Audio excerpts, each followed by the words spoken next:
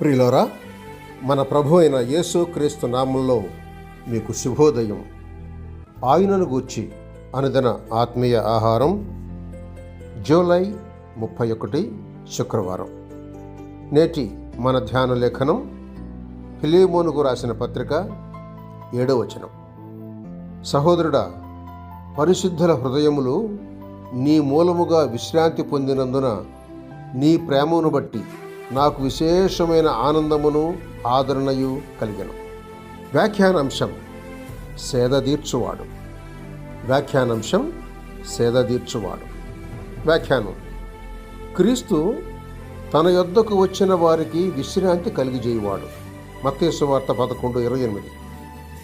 క్రీస్తు సువార్తలో ఇప్పుడు దేవుని ప్రజలకు విశ్రాంతి దినమైన శనివారం కాదు గాని ఆత్మీయమైన రంగమందు ఎడతెగని విశ్రాంతి నిలిచి ఉంది. హెబ్రీయులకు రాసిన పత్రిక 4వ అధ్యాయం 9వ వచనం చూడండి. అయితే ఈ నిత్య విశ్రాంతి నొందిన వారు అన్యోన్య సహవాసం జరపడంలో ఇతరుల విశ్వాస యోగ్యత వలన మరొక విశ్రాంతి పొందుతున్నారు.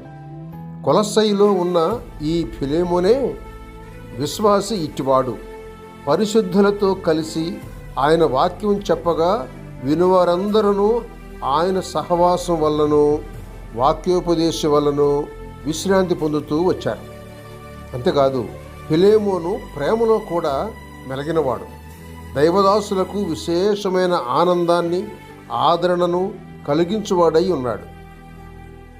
లేవీయుడైన యోసేపు క్రీస్తును నమ్మి ఆత్మచేత హెచ్చరించే వరం పొంది దానిలో ముందంజ వేస్తే అపోస్తలులు తుదకు అతనికి బర్నబా అనే బిరుదును పేరుగా పెట్టారు.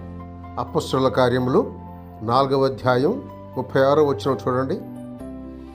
మీకేం బిరుదున్నదో నాకు తెలీదు, అయితే మీరు కూడా క్రీస్తును బట్టి ఇతర పరిశుద్ధులకు ప్రయోజనకరమైన వారై ఉండాలని దీనిలో మిమ్మును హెచ్చరిస్తున్నాను.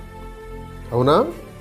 కేవలం ఆత్మవరం లేని భక్తుడు క్రీస్తు సంఘంలో ఉండకూడదు. కొరింథీయులకు రాసిన మొదటి పత్రిక 12వ అధ్యాయం 7వ వచనం చూడండి.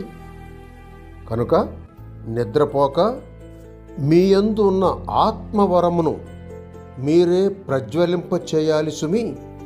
తిమోతికి రాసిన 2వ పత్రిక 1వ అధ్యాయం 6వ వచనం చూడండి. నా ప్రాణమునకు ఆయన సేద తీర్చుచున్నాడు, తన నామమును బట్టి నీతి మార్గములలో నన్ను నడిపించుచున్నాడు. కీర్తనల గ్రంథం 23వ కీర్తన 3వ వచనం చూడండి. సహోదరుడు సైలస్ ఫాక్స్. శుభములతో వందనాలు.